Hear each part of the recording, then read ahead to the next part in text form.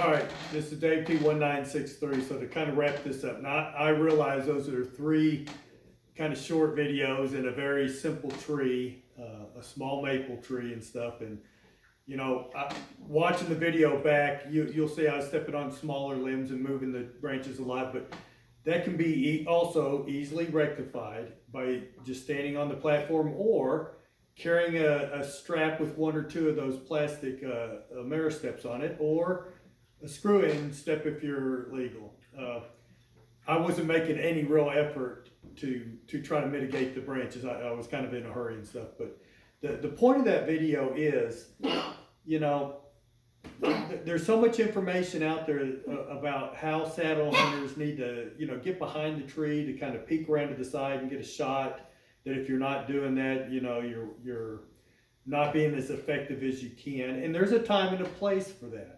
Okay, there are trees out there, and I use them every year, where you can set off to the side, to your strong side. For me, that's my left side, where I can be partially behind the tree where I'm expecting the deer to come from, and then I just ease around to the side of the tree to take my shot. And if the tree gets to be where it's a bigger tree, what I personally do, if I don't preset the tree, is I have a strap with usually two Ameristeps on it. And if you don't know what that is, I'll make later videos to kind of explain that.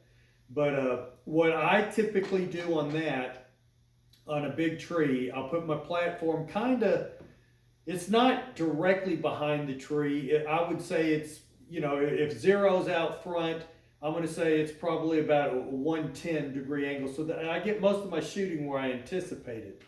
But if it's a big tree, especially with me shooting a longbow, sometimes I can't, with my compound, it's much easier to draw and, sneak around the side of the tree and shoot.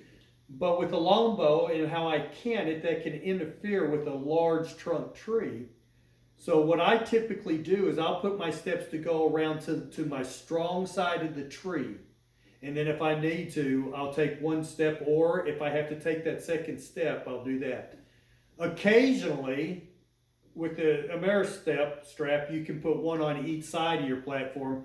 That way, if by chance something does come in behind you, or you're trying to cover a run behind you, then you can step to your weak side, which would be the right side to me, and that opens up more as you pivot to behind you. All this can be easily shown in videos and stuff like that.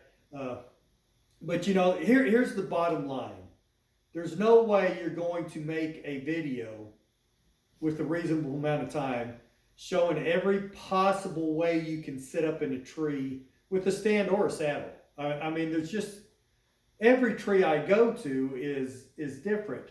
Now, when I hunt Ohio, a lot of the ash are dying in Ohio, but when I used to go up there, I could get 25, 30 foot up in an ash, or some of the oak trees. The oak trees up in Ohio that I hunted were pretty straight growing trees. The oaks we have down here, the live oaks and stuff, and some of the blackjack oaks and stuff like that, you go up 25 foot and you're at the upper end of a lot of the foliage, and you won't get a shot. So, every situation's different. If I go over to East Texas, I have pine trees that literally go up 60, 80 foot straight up, that you could go up, and there's going to be very few branches up 30, 40 foot. So in those cases, if you're going to hunt a tree like that, it makes absolute sense to get behind the tree, because you have no cover in that. You're sitting on basically a telephone pole. I prefer not to hunt those kind of areas, and quite frankly, probably in the last 6, 7, 8 years, I have really moved into what I'm finding on public land is the kind of deer that I'm trying to pursue are not up in the timber or in the creek bottoms. Now, they pass through a lot and they leave a lot of sign, but I run a lot of cameras, and I will tell you, in the creek bottoms in Oklahoma and Texas, the deer run through them. I'm not going to say you can't kill one in a creek bottom, because you absolutely can. But what I'm finding, that during hunting season, once they start feeling that pressure, 90% of my pictures down in the creek bottoms happen at night. Okay, these bucks are, and we don't have great big, it's not hill country like you'd see in Wisconsin, so don't get that image. But we do have slopes that go up 40, 50 foot elevation changes. And the big bucks are up in the treeless areas, usually in the plum thickets. And when I say a plum thicket here, you can't walk through a plum thicket here. It is a tangle of brush that can be anywhere from 4 foot high to 12 foot high. Okay, and the deer will use those, and the hogs actually burrow trails through that crap. And the deer will use those trails, or they'll skirt the edge. But my point is, you're talking about Johnson grass fields, 4 to 5, 6 foot high, and then you got these plum thickets that are that high, and you're lucky if there's 1, 2, 3 trees in a 100-acre spot that are 20 foot high, 30 foot high. And those trees are multi-branch trees, not too unsimilar to that maple I showed out in my backyard, but even more gnarly and stuff. I don't know if you're familiar with Osage orange trees. We have a lot of that here. We have, I can't think of the name with the big pods that the deer like, the locust pods. So we have a lot of locust trees and stuff. We've got a lot of mesquite, like I mentioned, and stuff. So we have big cottonwoods in the creek bottoms and stuff, but we have a host of trees, pecans, oak trees that we have and stuff like that. But down south, at least in the areas that I hunt the most of our tree canopy, if you were to get up 25, 30 foot, even in the timber, you're not going to have a whole lot of shooting opportunities. And that's going to kind of bring me to another point. And Dan mentioned this in that original video about being able to shoot quickly. And you know, I'm going to agree with Dan on that. In the areas that I'm hunting, in the thick brush, in the high grass and stuff like that, even when you can get up 15, 18, 20 foot, the areas you just don't see the deer until, you know, a lot of times my encounters with the deer can last anywhere from 15 seconds to, you know, on the long side, I might get a minute and a half at the extreme side that I see a buck working in.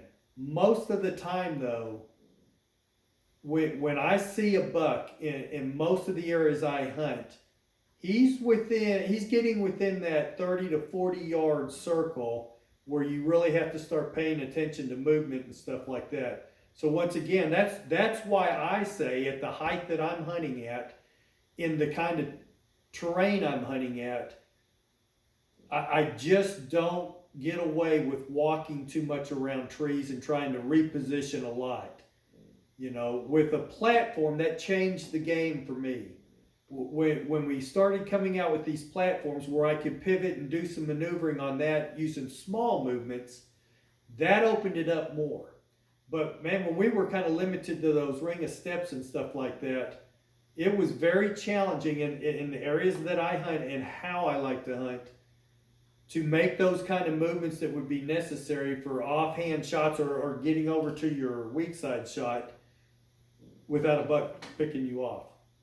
So once again, this was a quick video using the only tree I have available. It is not a representation. I'm not saying that every tree I set up in like that. You know, I usually carry my platform, and like I said, at least an Ameristep with two steps on it. Usually, if you were to stop me any day of the hunting season, you're going to find that in my pack. Do I use it all the time? There's times I don't use the platform, and I just use the 2 steps. There's other times I'll use the platform without any steps. I probably do that about half the time. But then there's a lot of times where I'm deploying both. And sometimes my platform will be on the trunk that I'm hunting, and the ring, my 2 steps will be on a side limb or something. So every tree is different. And, you know, I'll do my best when I get up there with Dan to work with the trees he's got and stuff. But, you know, quite honestly, Dan might pick out a tree in a certain situation where he said, this is where I would hunt this buck, you know, based off of the sign and stuff with a stand. And I might pick up the tree right next to him because in my experience, that will work better for a saddle. But, you know, I'll try to use the same trees that he picks out and stuff like that. And then, you know, I've already talked to Dan a little bit. if I can find a camera person close by, maybe Eichmann can help me out. He lives about an hour and a half from here.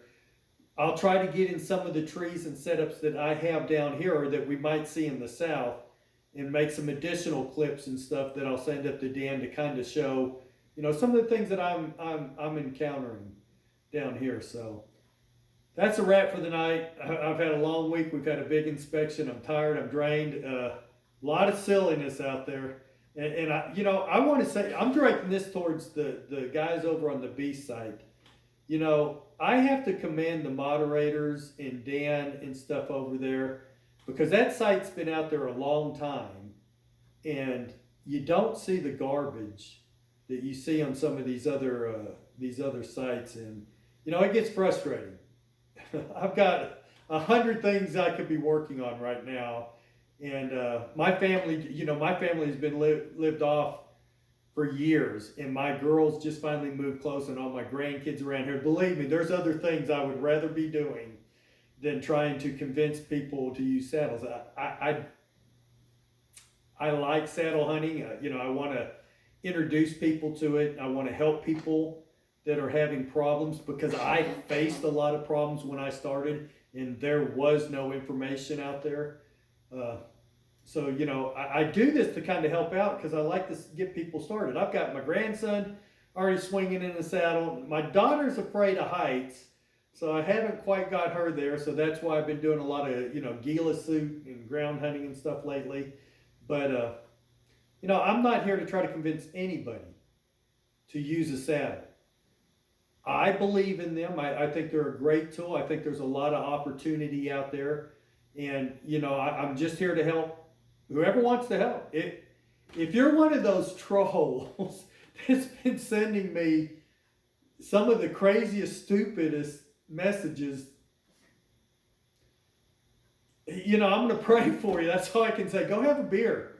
Go out with your friends and enjoy life a little bit, because, man, you are getting wrapped up about things that, when you get to be my age, this whole hunting stuff is not at the level we're trying to make it out to be. We should be having fun. And, you know, I'm going to throw a little politics in here. If you're not involved in politics and trying to get involved with who's getting elected and into the local elections and stuff like that, you better get that way. There's a lot. I work in the military, the federal government, and I will tell you, there's a lot of things going on right now where they're trying to take away access. They know that taking away guns and stuff like that, it rubs people wrong and stuff. And I do believe they're going to come after your guns and our guns, but they're trying to get after access. And if you haven't heard about them trying to sell off land and putting certain land under UN control and all that kind of stuff, folks, we better learn to stick together and start representing ourselves and getting the right kind of leaders elected locally. It starts at the local level and all the way up to the federal level. We could lose some rights. All right? But that's all I'm going to say about politics. Anyway, I hope these videos help someone, but just keep in mind, this is one small snapshot. There's a lot more to come. Dave 21963 out.